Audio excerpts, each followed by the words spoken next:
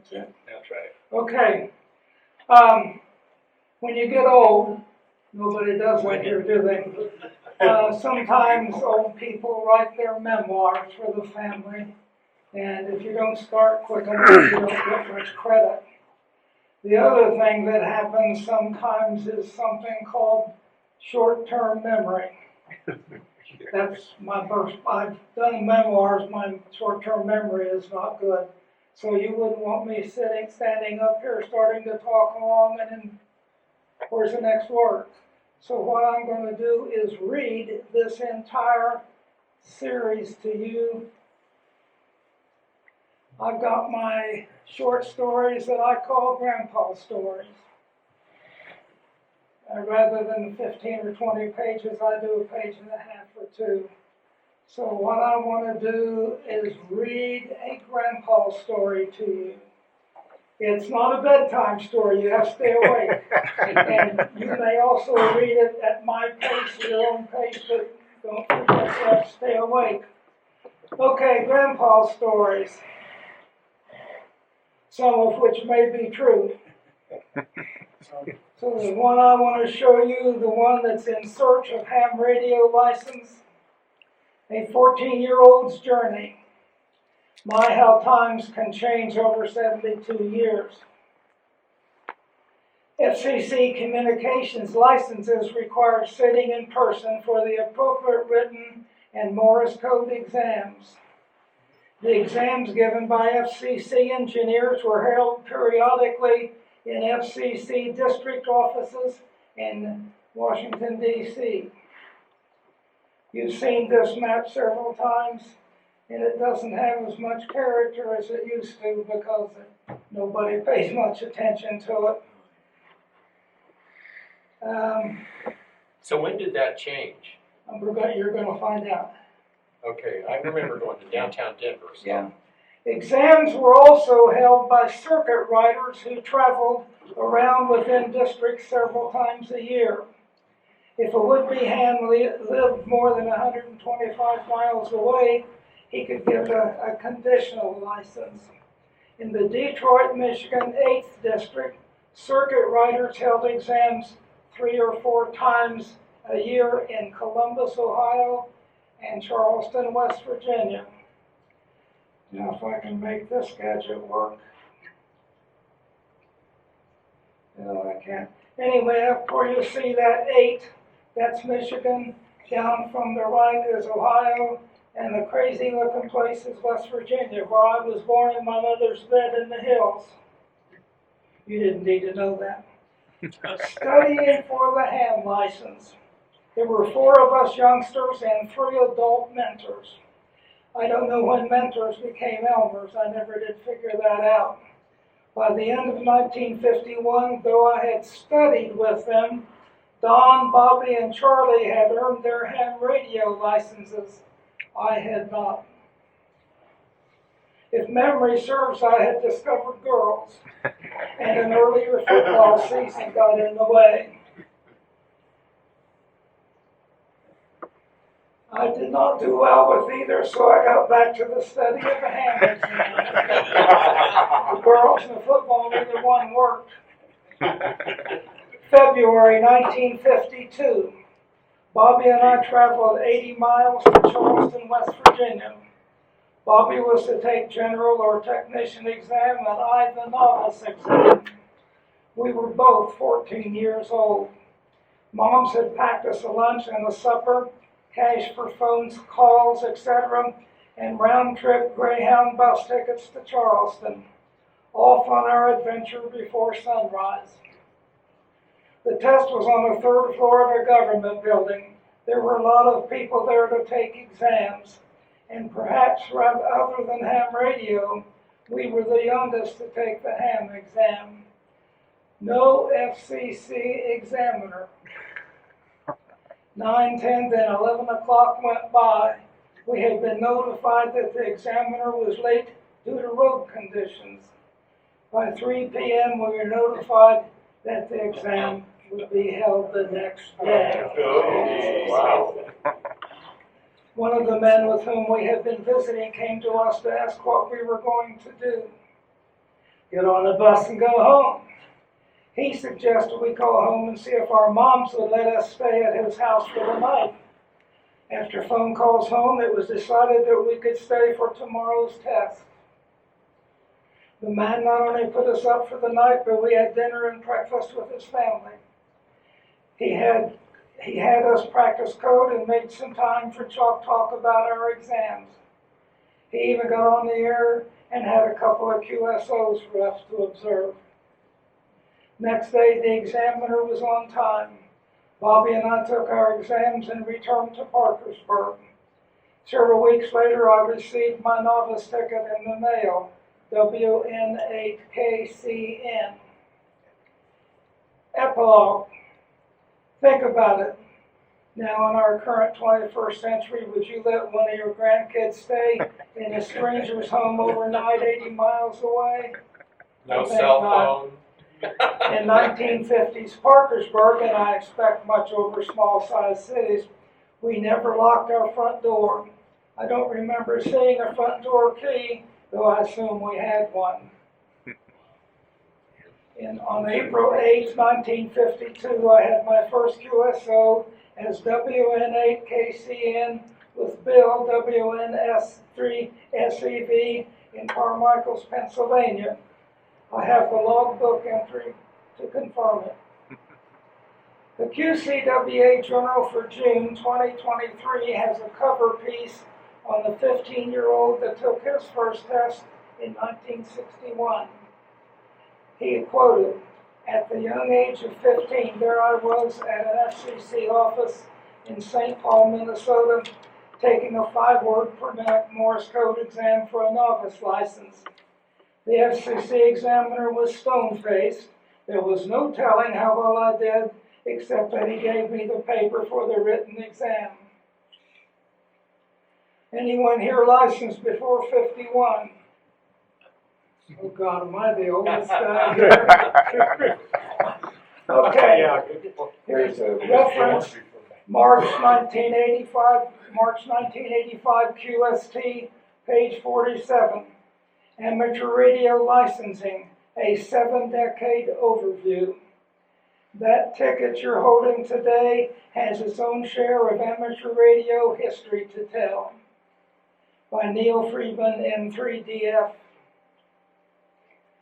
Okay, I'm not going to try to use this thing. I think I'd mess things up, but anyway. Point it up there. Point it up there. There you go. Oh, okay, sure. Okay, this thing starts clear down before the First World War. Amateur radio was there before the First World War. And they came along here and decided they would mess things up in 1934, I believe, which ended up with Class A, Class B, Class C. And then we had some 1951 changes, which left us with advanced, general, condition, technician, and novice. And I think we go a little bit more detail for that. ARRL, the National Association for Amateur Radio, was founded in 1914 as the American Radio Relay League in 1914. The Broad Communications Act of 34 governed ham radio the way we see it. The 1951 major revisions included the amateur, extra, advanced, general, condition, and technician. Notice there were no extra privileges. Upgrading incentives did something in 1967, and by 1983, no more FCC in-person testing, all by volunteer hand testers. Now we go back to continue my history. Back to my journey from a ham license. My second license test. Early in the fall of 1952, I went to Columbus, Ohio, and passed a written test for the general license, but failed the code test. I have a technician's license with an issue date of 9/4/52, with the real call sign I wanted to keep, W8KCN, because the novice license was only good for a year. My third license test, later in the fall of 1952, 3 of us were ready for the next rated license. We had a plan. Thanksgiving was a short break from school. We had Friday off. We sent a letter to the FCC in Washington to determine if that office would be giving tests on Friday, November 28th. We received a confirmation letter the test would be given. Off on another adventure. Don, Charlie, and I took the B&O train this time. Parkersburg is on the Ohio River, as far from Washington, D.C. as you can get in West Virginia. If memory serves, the train ride was 6 hours, or 7 hours if you caught the milk run. Moms had packed food, provided cash for taxis, and we were off late Thanksgiving night on an overnight train ride, arriving in D.C. on the morning of Friday, November 28th. After a short taxi ride, we walked up the steps to the front door of the building at the street address we had in the letter.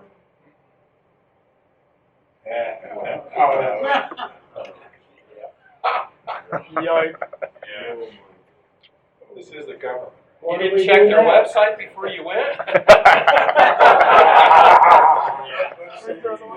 There was a night bell sign on a doorbell button which we pushed several times and several times and several times more.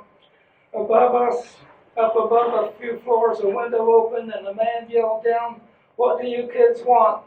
We told him we were there to take the test for ham radio license. He said, "We're closed. Today's a holiday." Waving our letter from the FCC, we told him we had traveled 350 miles and wanted to take the test.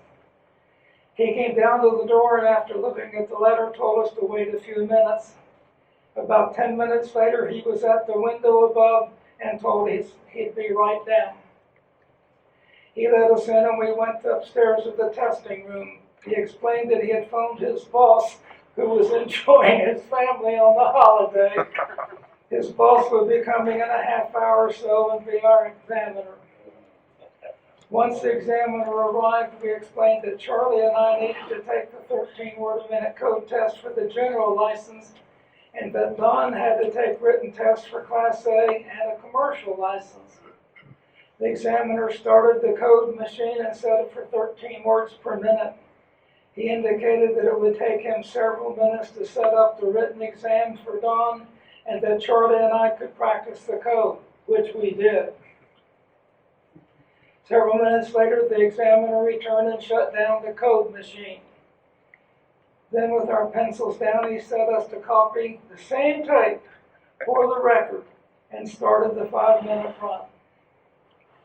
The examiner checked the copy. Both of us failed. Oh.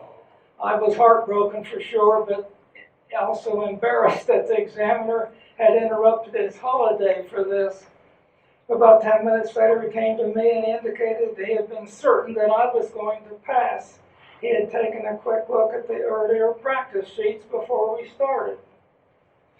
A few minutes later, he indicated I should try again. I did and passed. After 10 minutes later, he suggested Charlie should try again. He did not pass. Don passed his test and we headed to the train station and home. Later, my technician's license arrived with a general endorsement dated 12/29/52. I wish now I'd saved that letter from the FCC.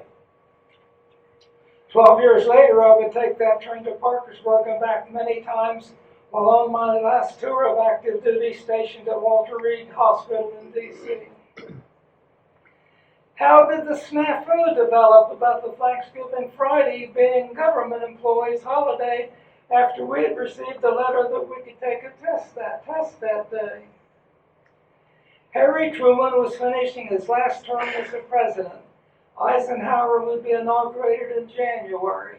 President Truman declared the holiday after we had received the letter. And by the way, President Truman somehow was a distant cousin to my paternal family. Why was the man who let us in working on a holiday? Anybody want to guess? He was Canada, maybe? He lived above. You'll have to speak up, I can't hear him. He lived there. He lived He there? lived there? Not quite. Back in the Cold War days, the FCC had monitoring stations 24/7. This was one in D.C.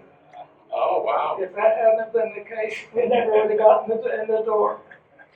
My fourth license test. After 4 semesters of college, I went on active duty in Army in June 1957 for a 6-month training program and was home before Christmas. My ham radio license had expired in September 1957. At the next circuit rider, I was off to Columbus to take the general test again. After finishing the test, the examiner looked at my license to endorse my general ticket for the second time. He inquired, why did I let it expire? I explained I had been on active duty for the past 6 months and did not meet on-the-air requirements. He indicated that requirement is waived if I've been on active duty. I reminded him that requires a full year of active duty. He raised his eyebrows and looked at me with amazement. I realized now that he wanted to say, gee, kid, that's taking being a rule follower a little long. I have a general class license with an effective date of 2/5/58. Fifth time is the charm. 1958, 1973.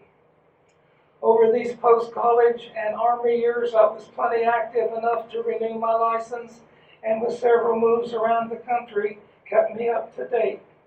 I became W5NML in 1964, moved to Oklahoma. 4 years later in Colorado, W0LRN. By now, some rules have been modified. It was no longer necessary to maintain a log of contacts. It was no longer necessary to send the call sign of the other hand, only your own when signing off. It was no longer necessary to change call signs when moving to a different district. The extra class and advanced license were finally going to be assigned special portion of the ham bands. That would rob me of my favorite parts of the CW band. What? Me? Start taking tests again? After all, I was quite a high-tech ham by this time. I should just be able to sit for the test. No need to study. I learned the YL National Convention was going to be held in Denver. The FCC was going to open its doors for tests. I chickened out. 2 days before the test, I spent long evenings studying the license manual. Backstory. Warren, a ham friend of mine who sang in the church choir with me, was one of the FCC examiners at the Denver office. The testing session was quite crowded. I expect over 2 days they held 3 or 4 groups like mine. The drill was that I had to take the advanced exam, then the extra exam, then the 20-word-a-minute code test. As far as I know, I had to pass the extra exam in order to take the code test. It was also my understanding that if I failed the advanced exam, my passing the extra might be voided. I have no idea of details, but I expect that my advanced test should have been validated before I took the extra. It is possible that was sequenced, but after finishing both written exams, I was directed to go to the CW room for the code test. The CW room was crowded. My group of 15 or so took the receiving test first. I was not cognizant of how many failed or passed. I passed. Then the sending test started. The examiner pushed a piece of paper with some text on it and told the first person to start sending text. Then another person, then another. In each case, the examiner would abruptly tell the sender to stop, usually within 10 or 15 seconds. I was surprised at how little sending each had to do. More to the point, I was appalled. All of these people had hand licenses and had passed the receiving test.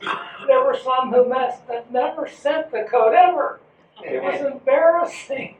I assumed the examiner would show them the door. No, not a single one failed. Backstory. About About 6 months before the exam day, I had finished building a W9TO key or TTL memory, if memory serves. I still have the Vibraflex key lever to go with it. Since the FCC allowed bringing your own key, etc., I brought mine with me. There's a typical kit that somebody made fairly recently. My kit didn't look that cool, but that's what the classic micro TO keyer looked like. When it came my turn, I set the keyer and started in on the paragraph the examiner put in front of me. After 15 or 20 seconds, I stopped. The examiner said, "No, please go on." I did and finished the paragraph. I had been sitting for about a minute. The examiner pointed to me and told the group, "That's the way to send Morse code." I must have popped 2 buttons off my shirt. At the next church choir practice, Warren asked me how I did on the exams. I told him I likely passed the extra, but was not confident of the advanced at all. Thus, it was likely I would have to do the whole thing over again, but I did pass the code. He phoned me 2 days later and reported I had been right. He said I had quite done well on the extra, but not on the advanced. However, I had passed. Later, I received an envelope from the FCC. And that signature in the left hand in the center is Warren George. He was the fellow. He might have been the head guy. I didn't remember that. Okay, W0LRN finally becomes N0IA. Over time, there were additional changes in the FCC R&Rs. If memory serves, extra class holders could select a new call from the N series. Back in the day, 2-letter calls, all W series, were considered old-timers. The opportunity to get a 2-letter call was welcome. In my case, it also an opportunity to get a CW-friendly call sign. I had a close friend who was W0IW, a great CW call our club used for field day. I could not get N0IW as it had been issued, so I selected N0IA. That actually has fewer elements than W0IW. I remember this every time I think of a friend of mine in Las Vegas, a WinLink guru, who requested the vanity call KO000. No CW for him. Before the pandemic started, I developed another hobby, commenting on New York Times news articles. I scan front page news and frequently submit a response to editors and opinion articles. I have had over 150 accepted. I slowed down on this hobby once my XYL and I moved to senior living, and I started working on remote ham. By the way, I'm up to 190 of those acceptance so far. September 4, 2023, New York Times article, Where the Universe Began. A half-century ago, a radio telescope in Homedale, New Jersey, sent 2 astronomers 13.8 billion years back in time and opened a cosmic window that scientists have been peering through ever since. My comment, thanks. That was only the beginning, so to speak. Now, 50 years later, and with high-speed analog to digital conversion, ham radio operators can bounce signals off the moon with low-power transmitters and small antenna arrays. On April 4, 2023, there was a New York Times opinion guest essay titled, What the Owner of an AR-15 Sees in Every Single Place He Goes. The article about gun ownership gave me an opportunity to put ham radio on the front page of the New York Times. My comment was based on the following sentence by the author. I suspect that part of the reason for the rise of AR-15 fandom is the decline of other American hobby cultures, auto repair, darkroom photography, and radio operation, and the like. My comment, yes. I've been a licensed and active ham radio operator for 72 years, since I was 14 years old. I had a BB gun and a pellet gun for a while, but nothing was as exciting as my first Morse code contact 96 miles away. The world became my playground without computers, the internet, cell phones, social media, etc., etc. The early experience also led me to physics in college to support my hobby.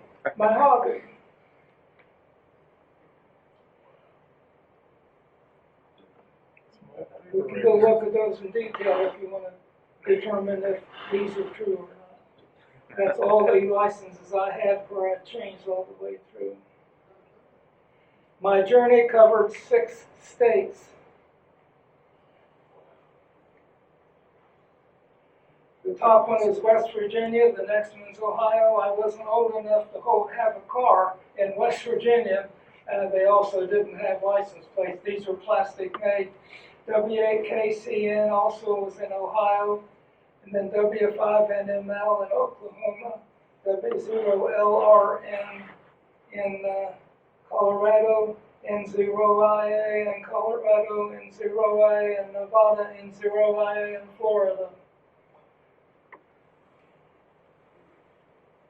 Thank you for listening.